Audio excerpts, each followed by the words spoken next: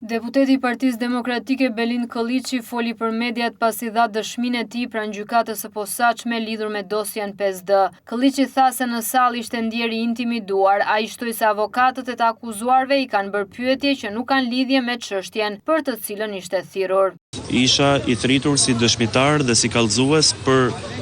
dosjen e korrupsionit 5D, dosjen famoze të 5 drejtorëve. Para gjykatës jam pyetur nga avokatët mbrojtës të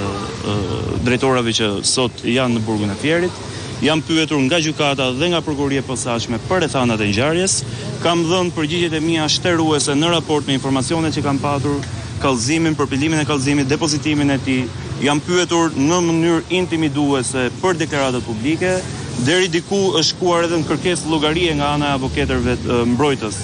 të personave të akuzuar, është kaluar në interpretime politike, është kaluar në akuza politike, është kaluar edhe deri diku në ridikulim të situatës dhe të zgjedhjeve të vitit 2023, ka patur dhe pyetja a fitova apo jo Bashkinë e Tiranës, por sigurisht avokatëve mbrojtës me që kjo pyetje ishte një çështje që nuk është në themel të diskutimit brenda sallës gjyqit, po ja jap përgjigjen këtu, më mirë këtu ku jam unë sot, se sa si fituesi i zgjedhjeve të 14 majit vitit 2023 dhe shtabi i elektoral 5D, me që kishin hallin e rezultatit të 14 majit vitit 2023. Jam pyetur për praktikat korruptive që kam denoncuar, jam pyetur për burimin e informacionit, jam pyetur për teknikalitete që kanë të bëjnë me çështjen. Në thelb, sigurisht, është bërë sërish e njohur nga gjykata fakti që kallëzimi i nisur kryesisht nga prokuroria e posaçme është bashkuar me kallëzimin e depozituar nga ana ime në datën 9 maj të vitit 2023, 5 ditë para datës së zgjedhjeve,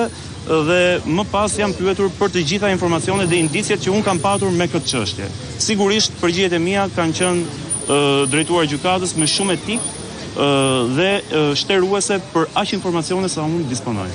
Kolliçi ndër të tjera theksoi se betejën politike me Erion Veliajin e cilëson të mbyllur, por jo me modelin politik të Veliajit që gjendet në çdo institucion të vendit. Erion Veliaj tashmë konsiderohet nga ana ime një kapitull i mbyllur, por betejë ime politike me modelin Erion Veliaj që sot është në çdo institucion të Republikës së Shqipërisë dhe në çdo dikaster të rëndësishëm të vendit, sigurisht vijon dhe do të vijojë deri në fund. Sistemin që garanton karrierë të rreme siç ishte karriera apo miti i pandëshkueshmërisë dhe të pamposhurit që ishte Erion Veliaj, këtë sistem e mban në këmbë Edi Rama. Dhe sigurisht Edi Rama është kali ynë i betejës dhe ai është personi që e ka ngritur në themel këtë sistem korruptiv në Republikën e Shqipërisë. Beteja jon pa diskutim është me Edi Ramën dhe me çdo ministër tjetër, duke nisur nga zëvendës kryeministre Belinda Balluku dhe ministra e infrastrukturës dhe me çdo titullar apo zyrtar tjetër, qofshin këta dhe krerët e bashkive të ndryshme të vendit, të cilët janë të përfshirë në afera korruptive. Pra kjo betejë vijon me modelin